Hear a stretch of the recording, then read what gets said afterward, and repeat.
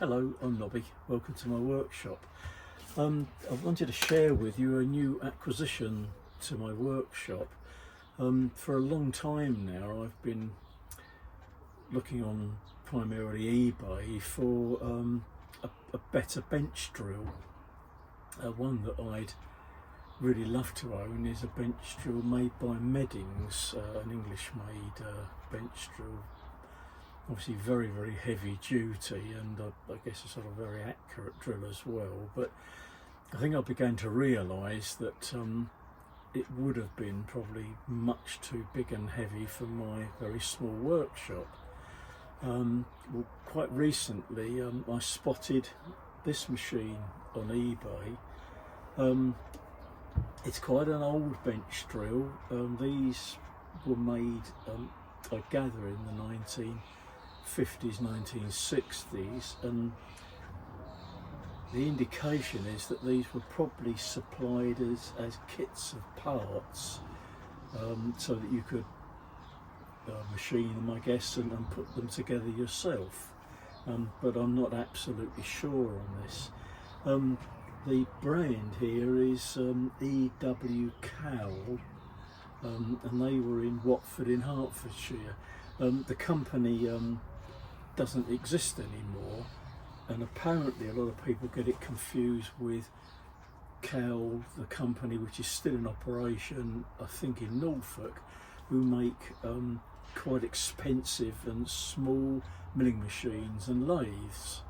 But again, there's no connection whatsoever between the two companies.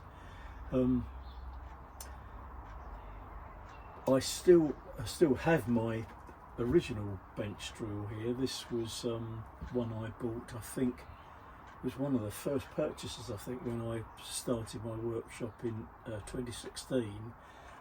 It was about the cheapest bench drill I could find, because I didn't have much money to invest in one, because I was sort of trying to put some tooling together for the workshop. The brand name on this is Guild, and I think the brand was one sold by, in England, at companies like Argus and I think B&Q, and one or other of these companies was selling these off, and I think from memory this only cost me round about £50.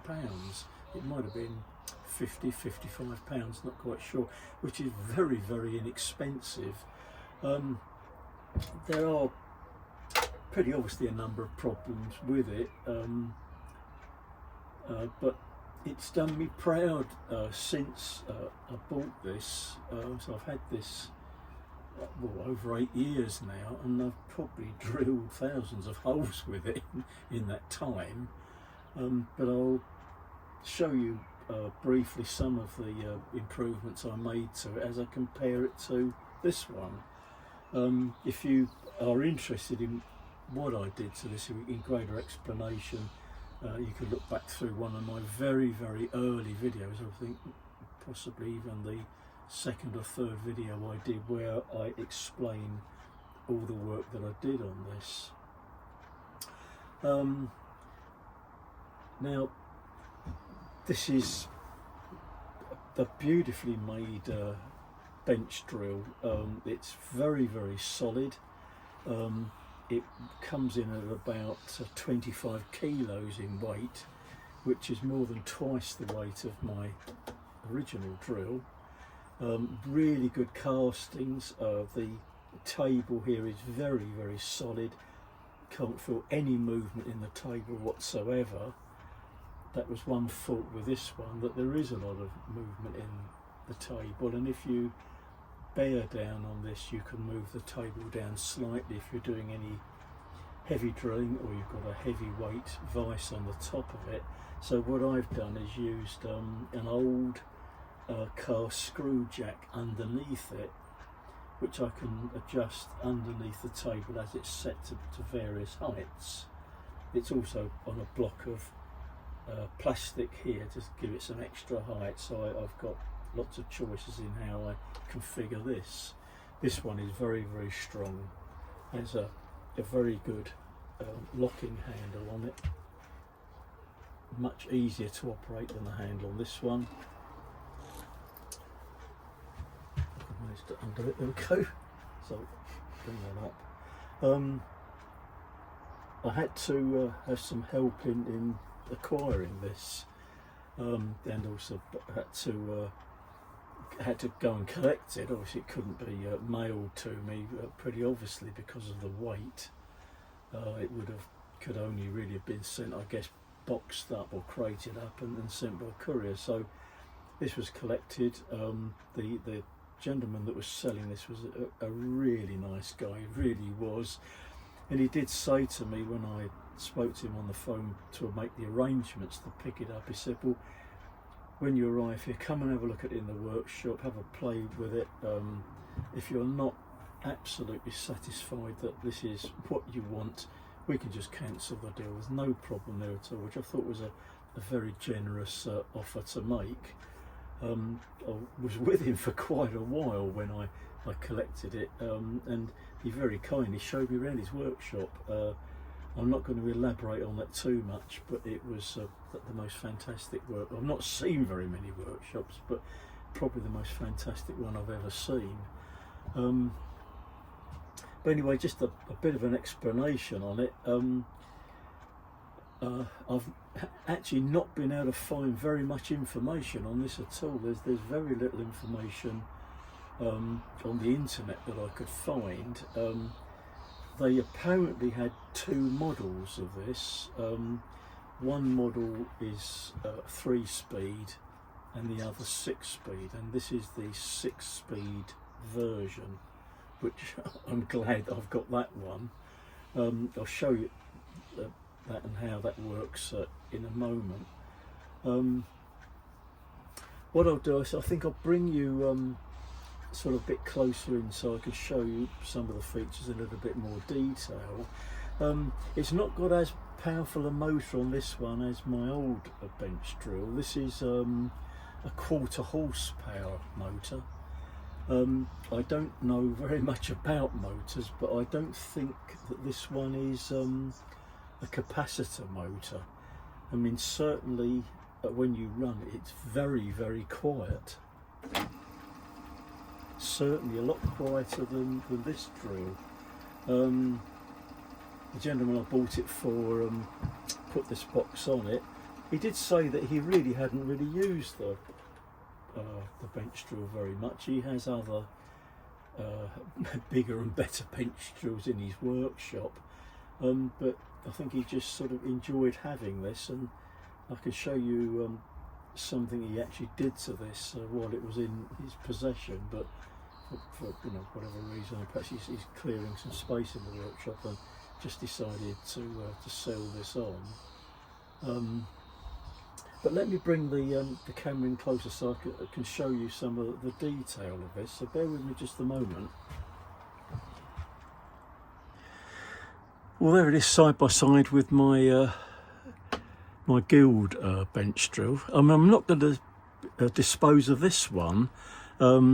It's still going to have uses in the workshop, and I think I'll leave these two drills side by side. I mean, if I was going to get rid of this one, it's not going to have very much value at all, I don't think. So I don't think there's any point in disposing of it at all.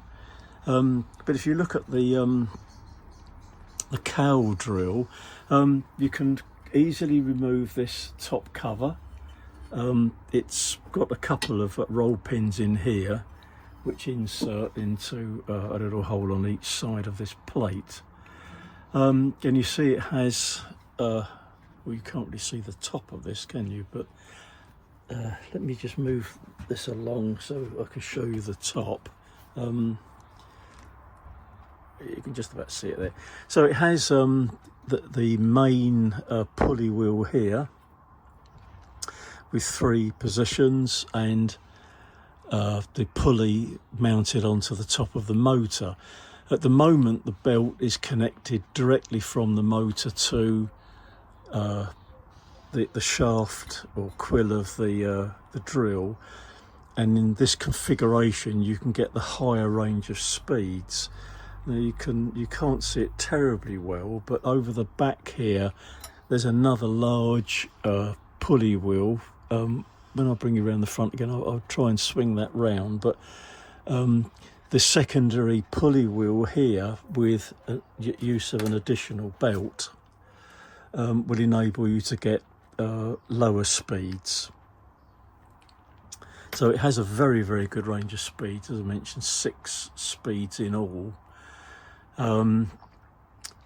In this position, I did test this, it's running at about 800, I think it's about 830 RPM, something like that, which I guess will cater for the majority of drills I'm going to use. But I mean, obviously I can set it to higher speeds if I want to. So let's bring this round again. Sorry about this. Now, when I looked at the listing for this on eBay, I noticed that the table and the base looked to me as though they'd been scraped. And when I was looking at the machine at the gentleman's workshop, I said, "Oh, I noticed it's been nicely scraped." He said, "Yes, I did that." He said, "I took a course on scraping, and I've scraped the base and the table, and I noticed when he showed me around his workshop that a lot of equipment in his workshop had also been scraped." So there's something I did do when I got back to my workshop with this. Because of the weight of this, I had a bit of a struggle to actually get this lifted up onto the bench. These days I'm not all that strong anymore, but I managed to do it. I had a bit of help getting it from the back of our car to the workshop. I've got one of these little pallets tiny little pallets on wheels, and we wheeled it to the door of the workshop. I got it into the workshop, and then I lifted it up onto a little stool and then onto the bench. So it's quite heavy, but this is where it's going to live for a while. So anyway, when I got back to the workshop, what I did was, not that I doubted this was a good bench drill, and I think that the trouble that the previous owner of this had in scraping it, he made sure that everything was absolutely fine. It does have a much smaller diameter column than my one, but the column on mine is a hollow tube. This one, I think, is a solid tube on this. So what I did, I just took a good quality square, engineer's square, and held it up against the column, and you're not going to be able to see this easily, you won't be able to see it at all probably. It is perfectly square, the column to the table here. And what I also did was put a little bit of ground stock in the chuck.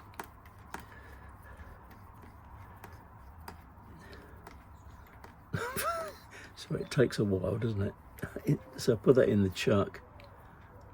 I'm going to have to drop the table down a little bit to do this, but I also tested that against that bit of ground stock, and it is also perfect here as well. I did notice that he had put this little reflector piece on here. Even if you've got one of those RPM laser meters, you've probably seen those before. You can use that to check the revolutions. On his listing, he put all the 6 revolutions that he'd measured on it, so I'll leave that on because that'll be useful. Obviously I can double check if I want to what the running speeds are. The key is a Jacobs key, and this is a Jacobs chuck. It's a Jacobs 32 chuck. It's engraved on here, British made, Sheffield, England. I can't see anything on here to state who the manufacturer of the chuck was, but you can just see by looking at it that it's a real quality made chuck. The chuck key was actually attached to the back here with a chain. I have taken that off because I found it rather difficult to adjust the key to put drills in with the chain on it, so I have removed the chain. I mean, so far I've never lost the chuck key in my workshop, but I'll make some provision to keep the chuck key close by the machine all the time. So the table, you see, has slots in it here. On my other bench drill, oh, you can see that in the corner, it's got a hole in the centre here as well, so that if you were drilling through, a drill would pass through that hole and wouldn't damage the table. But you can see it has got some peck marks in here. These were not caused by the gentleman I bought this from. Obviously these were already on the table. I'm not going to attempt to do anything about this at all. And when I've looked at bench drills on eBay, some of them, the peck marks on it are so bad, and you often get this sort of arc of drilled holes, which in some cases almost look as though they've almost drilled right the way through the table itself, and possibly weaken the front section of the table as well. So I'll leave that, because obviously these were already there and this has subsequently been scraped, so I've no worries that this is going to be perfectly smooth. No worries whatsoever there. So I won't attempt to do anything. I think I mentioned that this is very, very solid. On my original, the table isn't. If you, as I think I mentioned, put a heavy vise on here or heavy material, it will push the table down. So under here I've got an old car screw jack, which I can adjust up underneath to stop this from tipping down. I did mention to him that on my existing bench drill I didn't like the keyed chuck, and I put a keyless chuck on my existing one, which you can just about see here, because I do like keyless chucks. And this one has a Morse taper fitting, which this one doesn't. This is such a quality machine that on the bottom of the quill it has, I think, these are thrust bearings here. You can just about see the balls under here, so I'm pretty sure these are thrust bearings.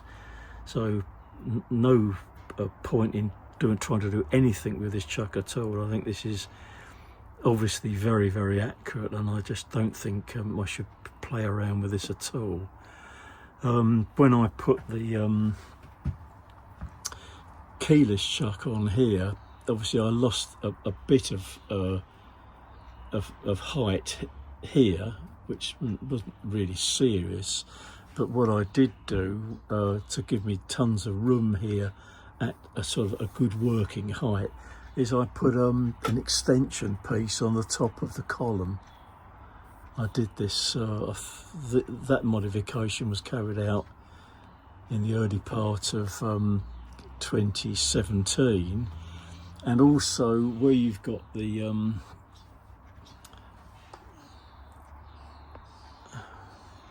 depth gauge on here,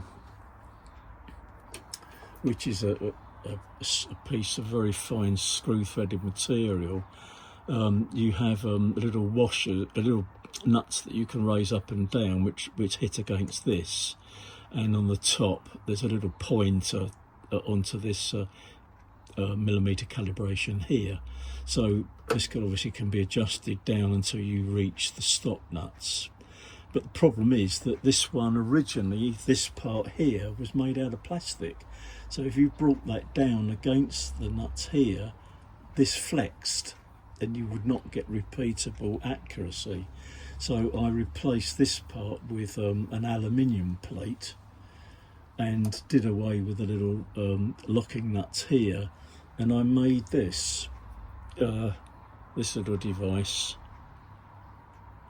which locks round the threaded part here. This I made quite a long time ago as a.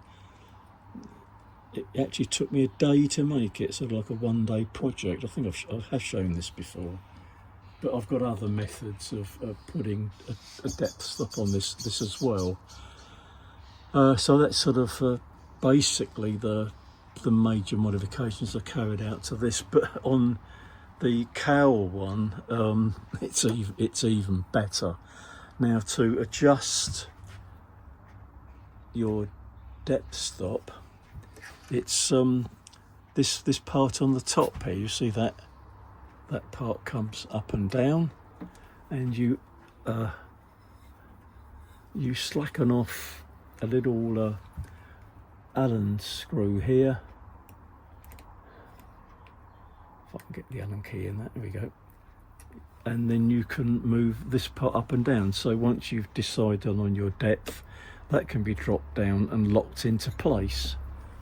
So that's one thing you can do for your depth. And the other thing that I've not really, I haven't seen very many drills like this, but this on the shaft that goes through here, you've got your lever here to draw the quill up and down, but here you've got a resettable dial, calibrated dial. So you've got a 0 position here. So if you set that at 0, I've not worked out yet what the calibrations are, but you can obviously bring this down to whatever depth of cut you need, and you could read off the calibration position, and then you could just bring that down to drill to whatever depth you need. And this self-sets back very accurately in position every time. It's really good. Behind here, you can there's another knob here. This is to bring that down, will release pressure on the motor mount at the back, so that you've got you can slacken off the belt to change belt positions, and then just bring that back into position again. If I move the camera across again, there we are. You can see that secondary pulley here, and that revolves onto a bronze bearing. It's not a sort of a roller bearing, it's a bronze bearing. And in various positions on here, on the top here, let's bring that back across again. On the top here, there's an oiling point. There's also an oiling point in the centre of that secondary pulley, and I think on the pulley at the back as well. So there are some oiling points to lubricate the mechanisms as well. So all in all, I'm really pleased to have this this drill. I think it's absolutely fantastic. It's a nice looking machine. Obviously the castings have some little chips on them, but in the main it's still okay. I'm pretty sure this is the original paintwork on here. When I was looking for as I mentioned, another bench drill, looking really at a Meddings one, I mean, they are, to get a good one, they are very, very expensive, but this one was in a more affordable price range. You know, I did obviously have some help here, but this was sort of a more affordable one. And I think I've got, you know, quite a bargain here, considering how nice it is in build quality. You know, I mean, if this was made by even an amateur engineer from Castings, which I can't sort of qualify that, obviously. It's been beautifully made. You know, it may be that Cowell sell these built, no idea. The castings in some points are sort of quite rough looking, but that doesn't matter because they're bare castings which are designed then to be machined exactly the way required. On the inside of the motor mount, there is a number on here, 607, but I don't know that that would be a serial number. I guess that possibly is maybe just the casting number. I haven't really looked around at the casting in great detail yet because I've only had this a few days really to see whether there is any sort of serial number shown on it, but maybe Cowell's may have had the castings made elsewhere, you know, by sort of a castings factory. So there we are. Now you may be able to help me here if you have one of these, or if you know anything about the history of this machine or of the company itself. Please let me know. You know, just put something in the comments to the video. My email address is also in the description if you wanted to drop me an email if you've got any information on it, because I'd just like to know what the history of this machine is. As I say, there was very little information that I could find on the internet on this. So it's just nice to know more about it. You know, I mean, some pieces of equipment are easier to find information. Things like my Myford lathe, from the serial number, you can go to the Myford website and find out within a few 2 or 3 years when your machine was actually manufactured, which is really nice. So there we are. So this is probably something that you're going to see being used by me quite often in my videos. Obviously when I work with this, I'm going to have to be very careful that the table doesn't get damaged in any way. Something that I use on even my existing bench drill and on my milling machine, I do often use my finger plate to hold very small pieces of stock in here for drilling. I can clamp them down and drill and cross drill through here onto sort of round stock. What I normally do with this is put it onto a piece of sacrificial wood. I generally use these, if I can get them, these boards which are MDF, which is generally, you know, quite accurate in thickness, so that I don't drill into the table here. So I would obviously put that on there as well. But a lot of things I drill in, I use my machinist vise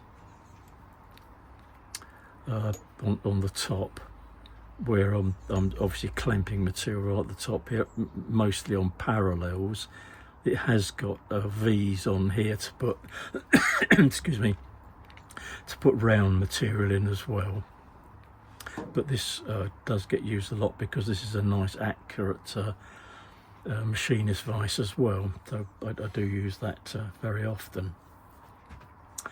But there we are. You know, I mean, I think one of the nice things about this is that it is nice and quiet. and you know the smoothness of the running of the machine, and the sound is really nice.